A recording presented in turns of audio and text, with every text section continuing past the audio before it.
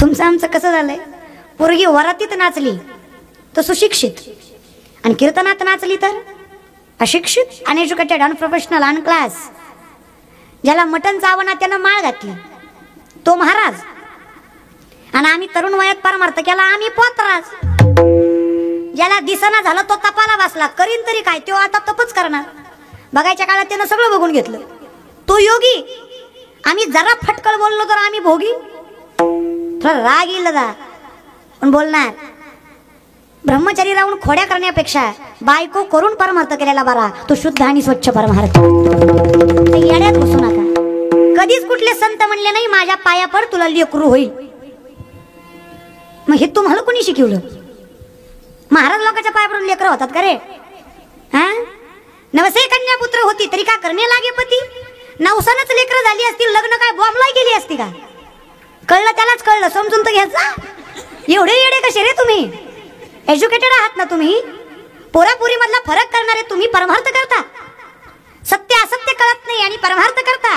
500,000 मतदान करता बुका लावता. कसं व्हायचं रे तुमचं? हा, आणि तुम्ही परमार्थ करता. वा रे वा, किती गुणाचे दादा आपण. अरे आपण एवढे प्रामाणिक लोक आहेत, आपल्यामुळे पानपोईवरचा ग्लास साखळीनं बांधावा लागतो. कळलं त्यालाच कळलं. एवढे गुणवान लोक आपण, आणि आपण परमार्थ करतो दादा.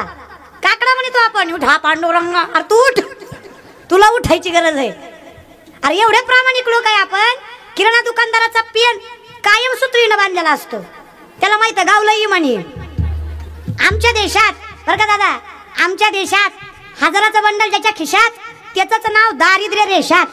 कळलं त्यालाच कळलं, समजून घ्यायचं फक्त. आणि आम्ही परमार्थ करतो दादा, आणि आम्हाला वाटतं की आमचं देवानं ऐकावं. कशामुळं आणि का? साधं सत्य असत्य तुम्हाला आम्हाला कळालं नाही का? हो, कळत नाही दादा.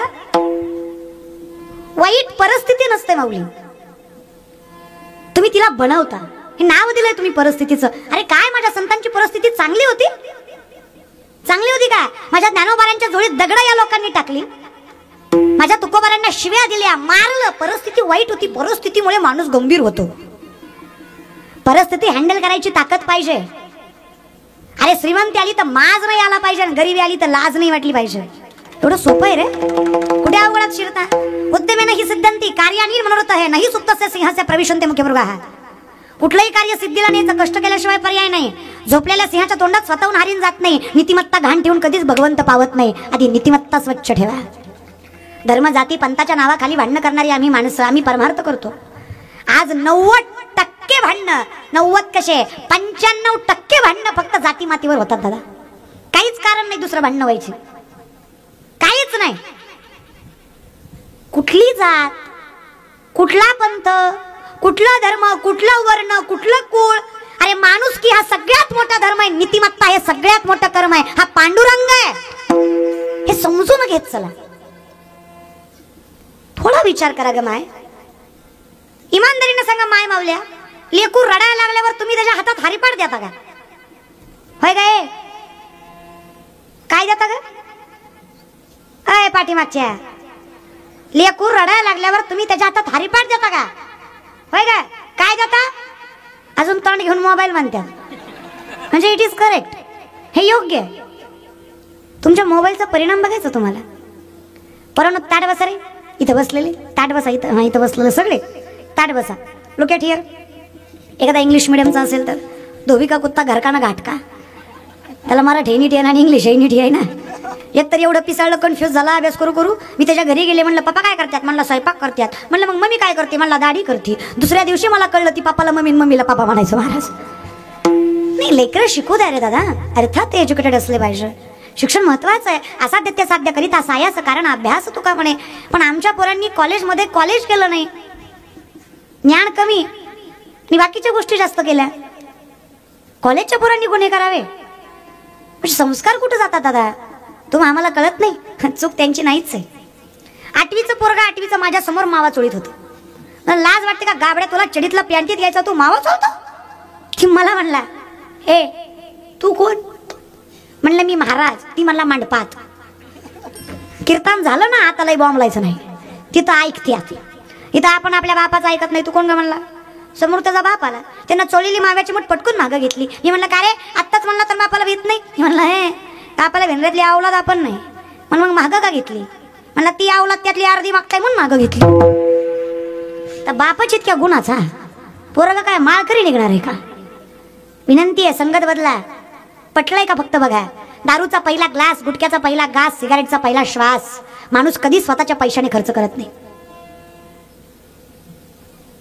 दारूचा पहिला ग्लास, गुटख्याचा पहिला घास आणि सिगारेटचा पहिला श्वास माणूस कधी स्वतःच्या पैशाने पहिल्यांदा घेत नाही. हा देणारा कोणतरी दानशूर कर्ण असतो. गावातले ते कर्ण हुडका आणि अंधारात नेऊन ठोका, म्हणावं तुझ्यामुळं वाटोळ व्हायला लागलंय पिढ्याचं. थोडी घे रे, थोडी घे, अरे थोडी घे, काय होत नाही, माळकरी असला तरी घे. अरे तुझ्या घोटामुळं आखी इस्टेट गेली याची. तुम्हाला कळत नाही कुणाची संगत करावी? तर इथं बसलेले गोवा, गुटखा, तंबाखू, दारू खाणारे पिणारे हातवरी करा. इतकं गुणाचं गाव आहे का कामपूर? योग बी खात नाही का? निर्व्यसनी.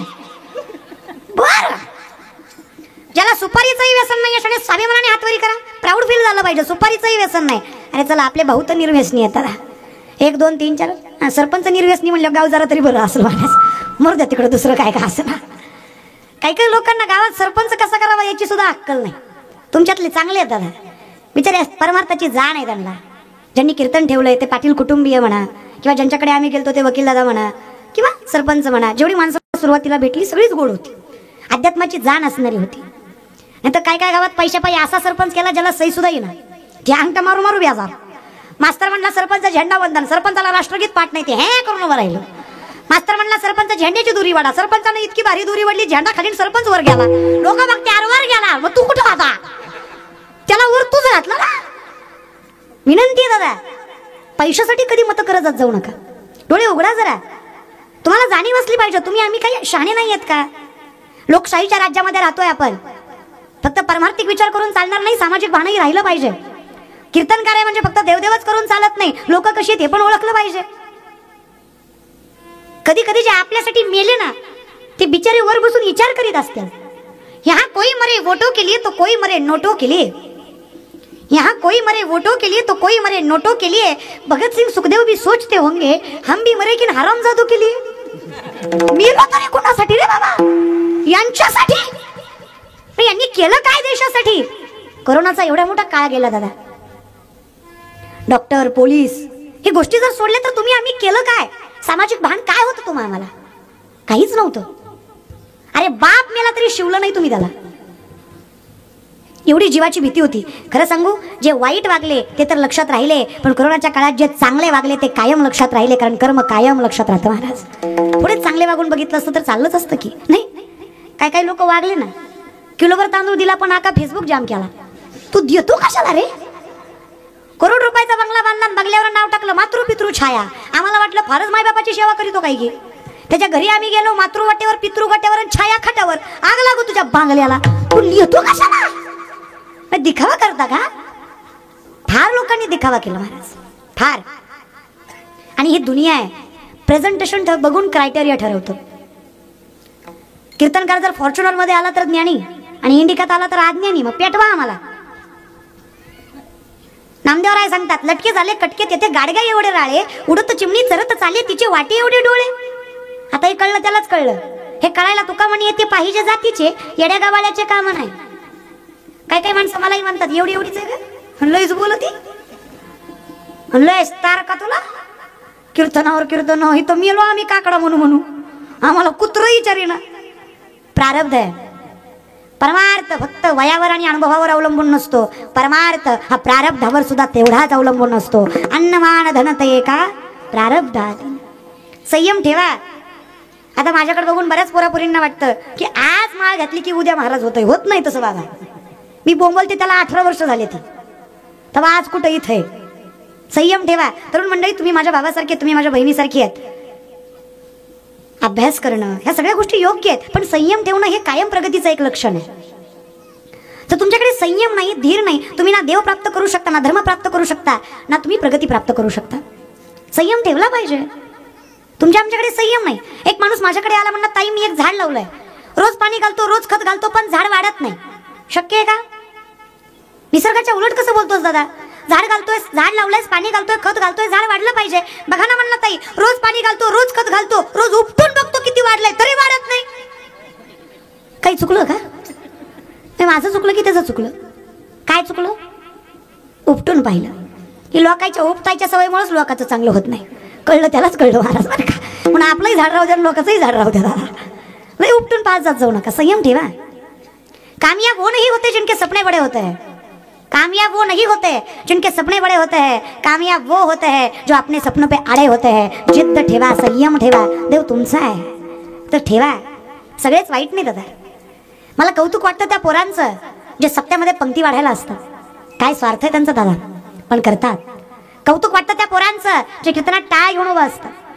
कौतुक वाटतं त्या पोरांचं जे स्वतःच्या सामर्थ्यावर मायबापाला थाटात जगवतात. कौतुक वाटतं त्या पोरांचं जे पाकिस्तानच्या बॉर्डरवर छत्रपती शिवरायांचा पुतळा उभा करतात. अरे कौतुक वाटतं त्या पोरांचं दादा, का वाटू नये? अभिमान आणि स्वाभिमान करावी अशी तरुण मंडळी माझ्या महाराष्ट्रात. अरे अर्धा एक इंच छाती कमी पडली, माझा भाऊ पहाटे 3:30-4ला उठतो, गावाच्या फेऱ्या मारतो, शरीर कमावतो, पण स्वतःच्या रक्षणासाठी नाही, देशाच्या संरक्षणासाठी. विनंती आहे माझी, जमलं तर बदला. इथून पुढे गावातला 15 ऑगस्ट 26 जानेवारीचा तिरंगा कुठल्याच पैशावाल्याच्या हाताने फडकवत जात जाऊ नका.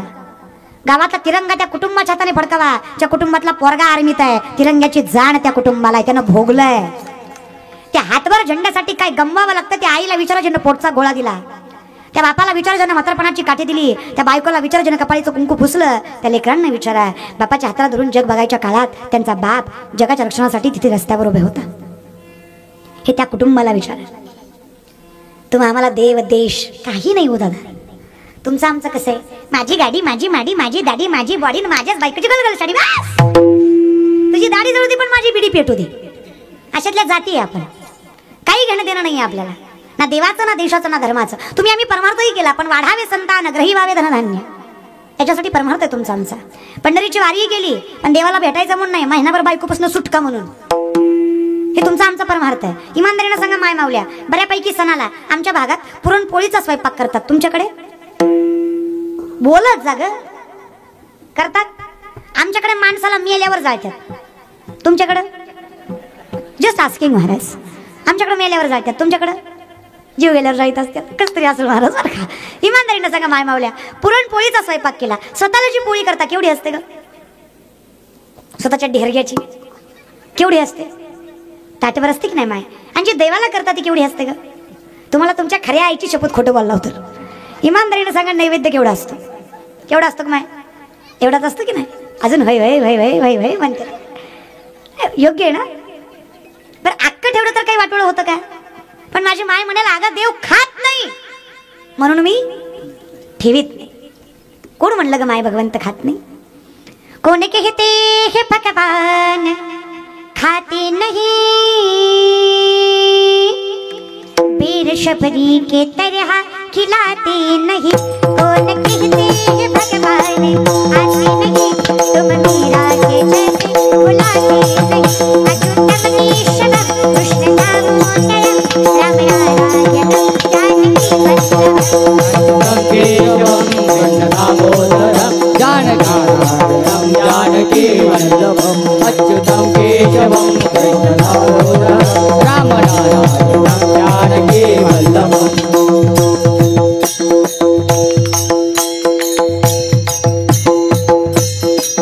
अच्युतम केशवम कृष्ण दामोदर राम नारायण जानकी वल्लभम.